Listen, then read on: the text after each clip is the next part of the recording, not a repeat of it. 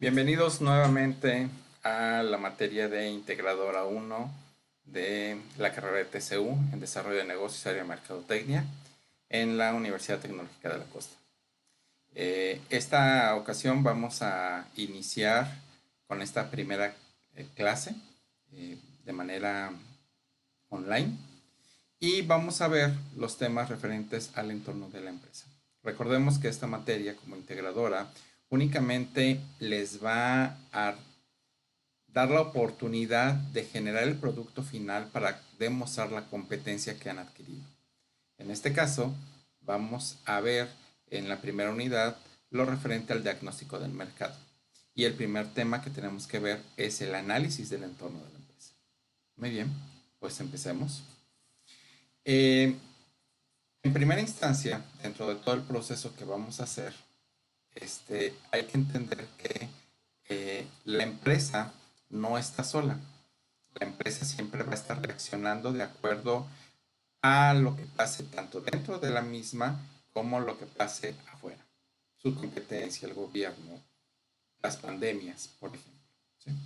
Pero uno de los elementos que le da sustento a la operación de la empresa, pues es obviamente saber que hay un mercado, que él tiene un producto y que hay quien le compra ese producto. Pero ¿por qué comprar el producto y por qué a veces pudiera subir o pudiera bajar el precio o pudiéramos tener más ventas o menos? Bueno, esto no lo explica la economía muy a detalle, específicamente la microeconomía, pero se basa y nosotros vamos a tomar de ahí elementos de la oferta y la demanda. ¿Sí? Como oferta, demanda y mercado, pues siempre se va a dar este pequeño esquema que estamos viendo, donde por un lado habrá productores, habrá inversionistas que hacen empresas, que hacen fábricas, que compran productos para venderlos y que al final van a poner a disposición de los que demandan, que son los consumidores, ciertos productos que principalmente van a satisfacer sus necesidades. Y entonces el consumidor, que es quien demanda esos productos, los quiere adquirir porque con ellos obtiene un satisfactor. Es decir, tiene una necesidad y con ese va a completar, calmar, cubrir esa necesidad. Si tienes sed, pues vas y te compras agua, o vas y te compras un refresco, o vas y te compras una cerveza. Si tienes hambre, pues puedes ir a un restaurante de comida rápida, uno de sushi, una hamburguesa, una pizza, o un restaurante, o comprar alimentos para tú prepararlos. Ya cada quien tendrá su propio proceso de toma de decisión. Pero en todos los casos siempre va a haber un producto que tú vas a querer adquirir, pero que nace a partir de una necesidad que tienes. Una vez que se ponen de acuerdo quién vende y quién compra, entonces hay un intercambio, tal como lo muestra este diagrama, donde el que oferta entrega el producto al consumidor y el consumidor o quien demanda el producto hace una transferencia de dinero en modalidad de precio. ¿Sí? Y entonces hay este intercambio, este espacio donde se hace el intercambio se llama el mercado. Vamos viéndolo a detalle. Por un lado, la oferta es la cantidad de producto que los fabricantes están dispuestos a vender a un determinado precio. ¿Sí? Aunque tenemos y se puede fabricar mucho, si de repente no hay el precio adecuado, pues simplemente no se va a vender. ¿Sí? Creo que ahorita estamos viviendo mucho de esto. ¿Sí? De repente hay una baja en los precios del petróleo, de la gasolina, y entonces si había alguien que estaba antes de la pandemia pensando en invertir su dinero en poner sin una, 5, 10, 20 gasolineras, en este momento dice no. ¿Por qué? Porque no hay precio. Y por lo tanto, al no haber precio, un precio determinado, entonces dice mejor mi dinero lo invierto en otra cosa. Por eso es que en general sabemos que entre mayor sea el precio, mayor va a ser la oferta. Es decir, entre algo esté más caro, más gente va a querer invertir en eso. Y entre Y a la vez, cuando sucede que hay mucha oferta, entonces el precio tiende a bajar. ¿Sí? Si de repente nosotros vamos al mercado y no es temporada del camarón, por lo tanto es escaso el camarón, el precio sube. Pero ahorita que empiecen las lluvias y el camarón empiece a ser más frecuente y exista más camarón, entonces al haber una mayor oferta, hay un menor precio. Es decir, de alguna manera se autorregula. Si el precio sube, hay mayor oferta, es decir, más gente va a invertir. En la medida en que más gente invierta en eso, el precio va a tender a bajar. En la medida en que el precio baje, la gente deja de invertir. Y si deja de invertir, entonces el precio empieza a subir. Entonces hay una autorregulación. Por otro lado, hay que entender cuáles son estos elementos que hacen que la oferta crezca o baje. Es decir, que exista más gente que invierta en hacer ese producto, en comercializar ese producto, y por lo tanto decimos que crece la oferta. O lo contrario, que de repente, por alguna circunstancia, un producto deje de ser vendido, haya menos gente que lo produzca y entonces empiece a bajar. En primera instancia tenemos el precio. Obviamente el precio va a ser un elemento clave para que más gente invierta o no en ese producto. Lo vemos muy claro, por ejemplo, en las producciones. De repente un año el jitomate tiene muy buen precio y entonces eso motiva que el siguiente año mucha gente invierta en jitomate. O este año el jitomate no tuvo precio y por lo tanto hubo gente que perdió y el siguiente año ya no va a querer invertir en el jitomate. Eso hace que suba o baje la oferta, el precio. Otro elemento es el costo de producción. Hay productos que es muy caro producir o hay productos que requieren una gran inversión para producir. Y por lo mismo, por ejemplo, una refinería, sus costos de producción son muy altos. Entonces, no necesariamente va a ser que suba un poquito el precio, baje un poquito el precio, el hecho de que surjan nuevas refinerías. El costo de producción, si de repente en un producto se encarece, eso hace que menos gente empiece a producirlo. Otro elemento clave es la tecnología. ¿Sí? Hay avances tecnológicos que de repente, en lugar de estar produciendo un producto, puedes producir 100 y eso hace que aumente la oferta. El ejemplo claro, por ejemplo, pues fue la máquina de vapor, donde antes la producción se hacía manualmente y al momento de surgir la máquina de vapor, podías producir 100 o 200 veces más que lo que antes hacías a mano. Y eso hacía que la oferta se incrementara. Además, está también las expectativas que hay de los inversionistas. Mucha gente está invirtiendo, por ejemplo, en energías renovables, plantas eolíticas, energía del sol. Todavía no es un gran negocio, pero hay la expectativa de que eventualmente estas energías van a ir sustituyendo al uso de los combustibles fósiles. ¿Sí? Los autos eléctricos todavía no es una gran realidad, todavía el rendimiento no es lo que se espera, pero en el momento en que la tecnología haga que los autos eléctricos sean casi tan económicos como los de gasolina, entonces seguramente habrá expectativas y por eso es que mucha gente está invirtiendo ahorita en el desarrollo de autos eléctricos porque espera que en el futuro tenga una producción mucho más grande y un beneficio. ¿Sí? Y la última son las barreras de negocio. No necesariamente las barreras hacen que crezca la oferta, pero sí que disminuya. Por ejemplo, una de las barreras de negocio son los permisos. ¿Sí?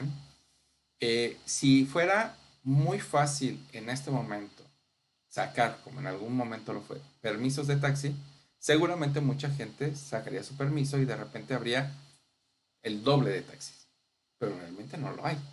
Entonces, ¿qué te limita la oferta? Las barreras de negocio, que pueden ser las legales. Las leyes te los marcan, también te dice, por ejemplo, los permisos. ¿Por qué no hay más estaciones de radio? Porque te tienen que autorizar. No, el precio, el costo de producción, la tecnología la hay, sí, pero no hay los permisos. Unos son los legales, la otra son las inversiones. ¿Por qué no hay más refinerías si se consume mucha gasolina? Bueno, pues simplemente porque la inversión es una barbaridad y recuperas en muchos años. La- las barreras de negocio tienen que ver también con estas capturas de mercado. Si de repente hay distorsiones de mercado como son los monopolios, pues es una barrera de negocio, ¿no? Porque mucha gente, muchas empresas telefónicas no sobrevivieron en México o incluso no han crecido tanto en México, porque hay definitivamente una competencia monopólica, no podemos decir que es un monopolio, pero sí hay un predominante jugador en las telecomunicaciones, que es Telmex y básicamente Telcel con su empresa América Móvil, que mantiene gran parte del mercado y por lo tanto impone sus condiciones. Y eso hace que muchas empresas no puedan entrar y las que han entrado, muchas han salido. Recordarán algunas marcas de celulares y de teléfonos fijos que ya no existen. ¿Sí? Entonces, estas son las barreras de negocio y determinan cuánta oferta hay. Por el otro lado, estamos viendo a la demanda. La demanda es la cantidad de productos que los consumidores están dispuestos a comprar a un determinado precio. No son los productos que están en el mercado. Al final son los que realmente se compran a un determinado precio. ¿Sí? En general sabemos que entre menor sea el precio, si baja el precio, habrá mayor demanda, más gente lo va a querer comprar. Pero si sube el precio, entre mayor sea la demanda, mayor sea el precio. Es decir, si en un mercado hay más gente que está solicitando algo, entonces eso va a motivar a que existan nuevos productores de eso. ¿Sí? Entonces, entre mayor sea la demanda, mayor va a ser el precio. Pero entre menor sea el precio, más va a ser la demanda. Igual sucede con la oferta, se autorregula al mismo tiempo. ¿Ok? Los determinantes o los elementos que hacen que exista más o menos demanda. Bueno, básicamente tiene que ver con ingresos. Si las familias de repente tienen mayores ingresos, compran más. Ese es un determinante claro. En la medida en que las familias tengan sus ingresos fijos o más limitados, van a comprar menos. Esto es lo que tanto se ha mencionado como crecer el mercado interior. ¿Por qué no podemos vender más? Bueno, pues en general porque los sueldos, la forma de ingreso de los trabajadores mexicanos es por abajo, por ejemplo, de los trabajadores de Estados Unidos. Por eso es que allá se pueden vender más cosas a mejores precios. ¿Sí? Bueno, hay una política económica muy interesante que limita esta parte. Pero en general podemos saber que si una familia de repente gana más, tiene mayores ingresos, le dan un aumento, se gana la lotería, en ese momento sus consumos van a cambiar, va a consumir más. Al revés, también sucede lo mismo. Si de repente la familia no tiene los mismos ingresos, entonces sus consumos van a disminuir. Otro elemento son los sustitutos. ¿Qué son los sustitutos? Aquel producto que yo puedo comprar en lugar del producto A, un producto B, y que principalmente lo que va a hacer es que me va a satisfacer de la misma manera que el otro. ¿Okay? Por ejemplo, los sustitutos de azúcar. Tenemos el azúcar, tenemos el sustituto cualquiera de las marcas que ustedes gusten, pero los sustitutos de azúcar. De tal manera que si compro uno, no compro el otro. Es decir, si yo voy y le pongo sustituto de azúcar a mi café, seguramente ya no le puse azúcar. Entonces son sustitutos. En la medida en que surjan nuevos sustitutos o estos sean de mayor aceptación, la demanda del producto va a bajar. ¿Okay? Otro elemento clave para que la demanda pueda subir son los complementarios. Cuando un producto se va ligando a otros. Y aquí tenemos el ejemplo, por ejemplo, de Apple, ¿sí? Con sus productos, como pueden ser sus computadoras, sus celulares, sus relojes y toda la gama de servicios que van ligados a los mismos productos. ¿Sí? Estos son complementos y de tal manera que si tú compras una computadora, tendrás que comprar el celular de la misma marca para tener ciertas ventajas que si tuvieras otra marca. Y si ya tienes el celular y ya tienes la computadora, pues el siguiente es el gadget del reloj. Y si tienes esto, entonces tendrás que comprar ciertas apps, música, películas en ciertos catálogos que son complementarios para la experiencia que tú tienes. Entonces, en muchos aspectos hay complementarios y por lo tanto esto hace o que suba o que baje la demanda. A veces excesivos complementarios hace que la demanda no suba. Es decir, cuando el consumidor percibe que va a quedar encarcelado, entonces puede bajar. Cuando el consumidor percibe que le da un valor adicional a estos complementarios, entonces puede ayudar a una mayor demanda.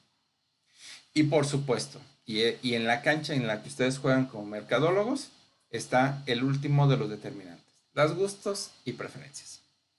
Finalmente, uno va a consumir de acuerdo a sus propios gustos y preferencias.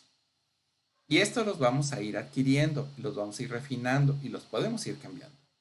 Depende de qué, de la tradición, de lo social, de la mercadotecnia que vayamos escuchando y que nos vaya haciendo determinar estos gustos y preferencias.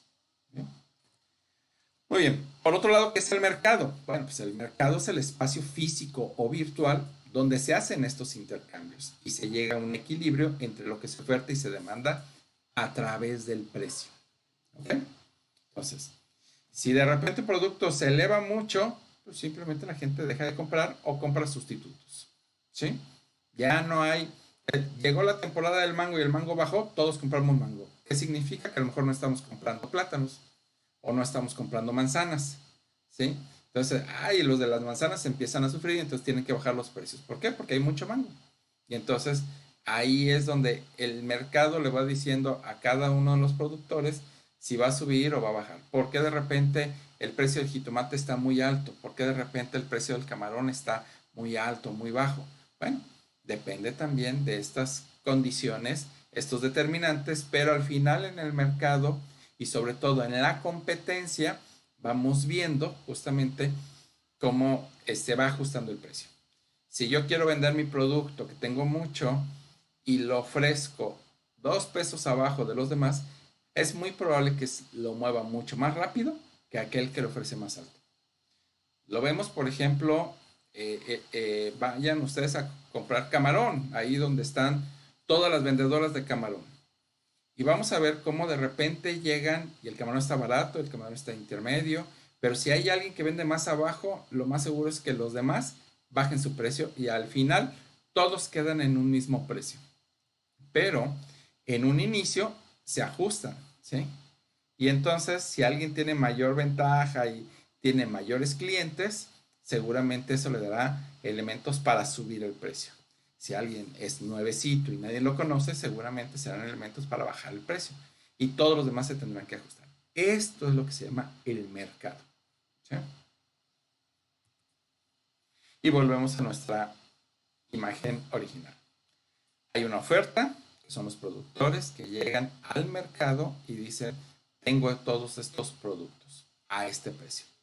Hay una demanda, que somos los consumidores y que llegamos y decimos, si me convence, si me cubre la necesidad y si vale lo que dice, o decimos, no, a ese precio no lo quiero.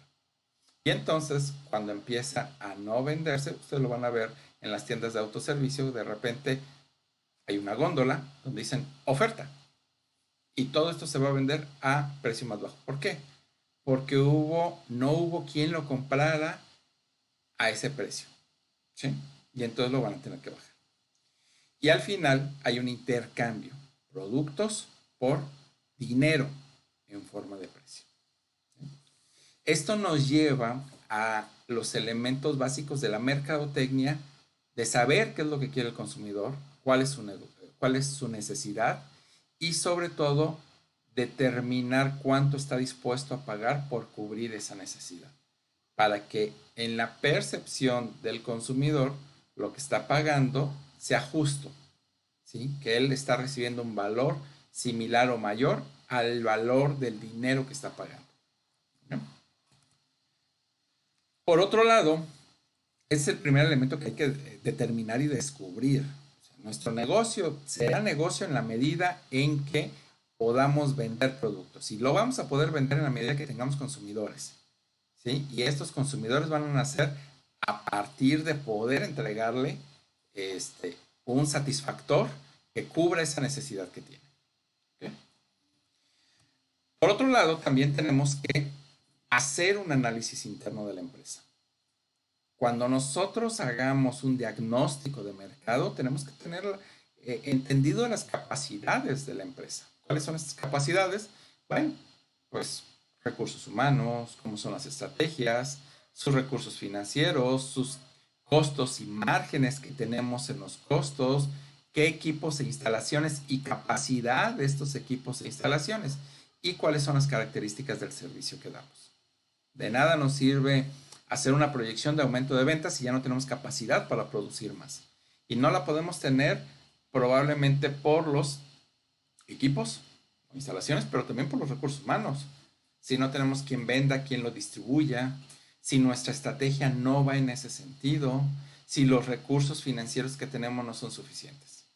Entonces, previo a ver tu diagnóstico del mercado externo, también hay que ver el diagnóstico interno y hacer una evaluación y tomar decisiones con respecto a estos elementos a fin de poder ajustar a aquellos que se requiera ajustar.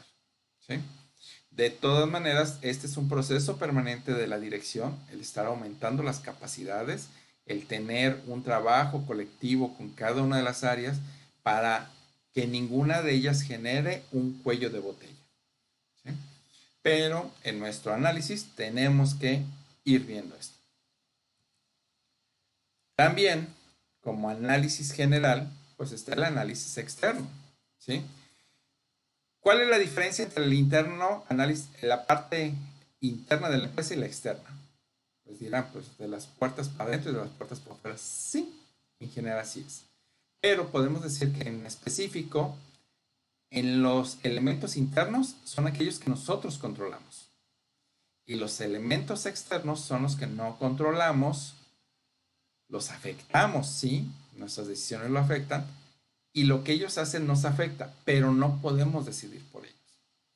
¿Cuáles pueden ser estos? Bueno, hay algunos modelos que podemos visualizar y vamos a ver más adelante, como es el modelo de las 5 fuerzas de Porter o todo el macroambiente externo, sus dos dimensiones. ¿Sí? En general podemos decir que eso está constituido en primera línea por los proveedores, la competencia de los clientes, los competidores que hay en este sector, la situación macroeconómica, la situación de mercados, los requisitos legales. ¿Sí? Por ejemplo, ahorita en este análisis externo pues tenemos la contingencia de la pandemia. Esta pandemia que de repente nos ha sacudido de una manera que hace que no tengamos capacidad de generar recursos por un tiempo. ¿Sí? Y aquellas empresas que puedan sobrevivir o generar recursos con las pocas condiciones que tiene, le darán mayores elementos de sobrevivir. Aquellas que tengan un respaldo, sobre todo financiero, tendrán elementos para sobrevivir. Y aquellas que no tengan ni una ni otra, que son la gran mayoría de nuestras micro y pequeñas empresas, seguramente van a cerrar, ya sea temporalmente, durante este periodo o de manera definitiva. ¿Sí? De cualquier manera, estas contingencias externas no son únicas. De hecho, cada vez son más recurrentes. Nada más en Nayarit tuvimos el año pasado las inundaciones, no hace mucho los huracanes, hemos tenido contingencias de tipo ambiental, contingencias de tipo violencia, contingencias de tipo político, de tal manera que esto ya es algo recurrente, ya no hay ese ambiente externo plácido, tranquilo, que podíamos proyectar a mucho tiempo. Y por eso es muy importante entonces estarlo vigilando constantemente, porque de entrada ya sabemos que es un ambiente externo cambiante y cada vez cambia de manera más radical y manera más violenta y manera más frecuente. Por lo tanto, sin un buen análisis externo y la planeación derivada de esta, no tendremos la capacidad de reacción y adaptarnos. ¿Okay? Entonces, este análisis externo que vamos a ver principalmente en el siguiente tema, con las diferentes matrices, nos lleva a entender paso a paso, momento a momento, qué es lo que está pasando y cómo, si nuestro plan se tiene que ajustar o si nuestro plan se tiene que rehacer nuevamente. Por ejemplo, el año pasado tuvimos inundaciones que hizo que muchos de los planes de las empresas se ajustaran. Y entonces, de acuerdo a sus proyecciones, tuvieron que hacer ajustes, nuevas estrategias y de esta manera poder sobrevivir o llegar a sus metas. Este año, con la pandemia, no se van a ajustar los planes, se van a rehacer, porque la realidad sobre la cual se hicieron ha cambiado. El año pasado, la realidad después de las inundaciones, en un corto tiempo, regresó. Ahora ya no. Entonces, hay que rehacerlo nuevamente. Pero las empresas que no hayan hecho su primer plan y no sepan cómo iban o a dónde iban, es muy probable que ni siquiera tengan la forma de rehacerlo, porque no tenían un parámetro. Entonces, las otras, aunque digan, bueno, ¿de qué nos sirvió? Sí les sirve mucho, porque ahorita están reaccionando. En los primeros momentos de la pandemia fueron los primeros en reaccionar y en protegerse. Y ahora pueden reconstruirse. Muy bien. Entonces, estos son los tres elementos básicos para poder hacer y entender el entorno de la empresa. Una empresa que está ubicada en un contexto de una industria, de un mercado, de una región y que tiene una idiosincrasia personal, elementos únicos que de alguna manera a través de su liderazgo, a través de sus políticas, operan de una manera única. No importa cuántos hoteles haya en cualquiera de los playas turísticas que tiene nuestro país, llámese La Paz, Cancún, Puerto Vallarta, Nuevo Vallarta o cualquier otro, ningún hotel es igual. Y todos ofrecen el mismo servicio y prácticamente comparten la misma playa y los mismos.